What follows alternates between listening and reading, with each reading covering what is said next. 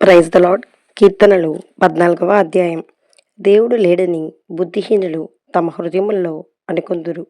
వారు చెడిపోయిన వారు, అసహ్యకారులు, అసహ్య కార్యములు చేయుదురు. మేలు చేయు వాడొకడును లేడు. వివేకము కలిగి దేవుణ్ణి వెతుకువారు కలరేమో అని యెహోవా ఆకాశము నుండి చూచి నరులను పరిశీలించెను.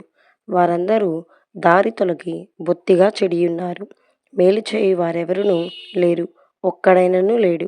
యెహోవాకు ప్రార్థన చేయక ఆహారము మ్రింగునట్లు నా ప్రజలు మ్రింగుచు పాపము చేయు అందరికిని తెలివి లేదా? పాపము చేయువారు బహుగా భయపడుదురు.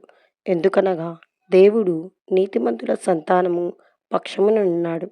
బాధపడు వారి ఆలోచనను మీరు తృణీకరించుదురు. అయినను యెహోవా వారికి ఆశ్రయమై ఉన్నాడు. సీయోనులో నుండి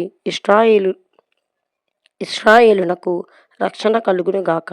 యెహోవా చెరలోని తన ప్రజలను రప్పించినప్పుడు యాకోబు హర్షించును, ఇశ్రాయేలు సంతోషించును. ఆమేన్.